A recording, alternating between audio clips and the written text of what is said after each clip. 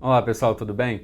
Continuando nosso tópico sobre acessibilidade, nesse vídeo nós vamos tratar sobre a utilização de Libras e legendagem. Quando a gente fala sobre deficiência sonora e ferramentas que a gente pode utilizar na inclusão dessas pessoas, a gente pode citar a Libras e a legendagem dos vídeos. É importante reiterar que a preferência sempre seja das Libras quando for possível. Sei que muitas instituições ainda não possuem um núcleo de Libras formado que possa dar apoio e suporte para fazer a interpretação das aulas, então nesses casos a gente pode optar pela legendagem dos vídeos. Isso acontece, pessoal, porque ao contrário da nossa concepção geral, a Libras é uma língua separada com suas devidas individualidades de interpretação e não apenas uma tradução do português para sinais. Libras é a primeira língua da maioria dos surdos. Sim, muitos também dominam o português lido e escrito que a gente usa, mas isso não é a realidade de todos. Sobre a utilização de janela de Libras nos vídeos, algumas diretrizes têm que ser citadas. A NBR 15290 de 2005 determina que o local onde será gravada a imagem do intérprete de Libras deve ter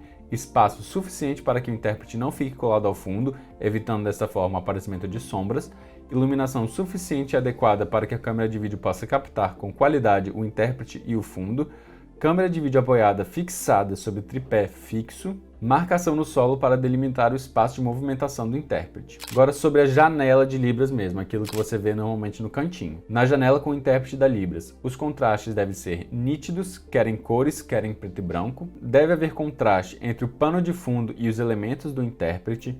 O foco deve abranger toda a movimentação e gesticulação do intérprete. A iluminação adequada deve evitar o aparecimento de sombras nos olhos ou o seu ofuscamento. Lembra que eu falei aqui das sombras debaixo do olho? Vale também para os intérpretes, tá, pessoal? Agora, falando sobre o recorte em si, sobre a janela.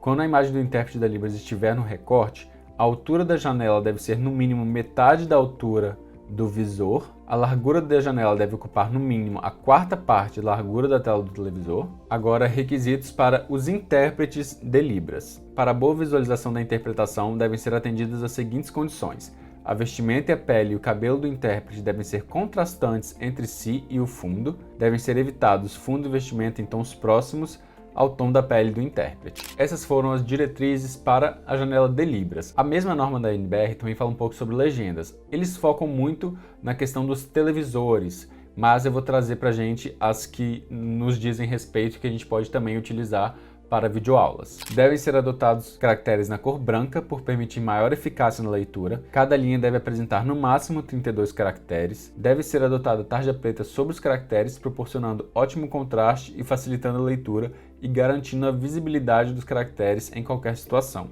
Sobre a tarja preta, muitas vezes o que a gente faz na edição, lá no laboratório pelo menos, a gente coloca uma borda na letra e não simplesmente uma tarja atrás. Às vezes para que a gente conseguir ver melhor, porque às vezes a tarja vai tapar um pouco do vídeo que está atrás. Então a gente coloca a legenda branca, mas com uma bordinha preta para facilitar o contraste e a leitura. O posicionamento deve ser preferencialmente na parte inferior da tela, a não ser que haja necessidade de mudar por ter inserção de gráficos ou letterings que a legenda esconderia. Vou deixar para vocês a norma completa na descrição para vocês poderem acompanhar, ler com calma e ver o que funciona melhor para vocês. Muito disso é o que falei, é focado mais em televisores, mas a gente consegue trazer muita coisa pra gente e deixar nossas aulas um pouco mais acessíveis. Eu também vou deixar para vocês na descrição um programa de legendagem que eu gosto muito, que é o que a gente usa lá no laboratório, e vou deixar links de tutoriais sobre esse programa. Ele é muito simples e muito fácil de se aprender, então não vale eu gastar o nosso tempo aqui ensinando a legendar. Existem tutoriais já prontos e ótimos sobre isso. Então eu vou deixar essas recomendações para vocês, caso vocês queiram vocês mesmos testar, fazer essa legendagem. A Libras a gente precisa de um profissional, né?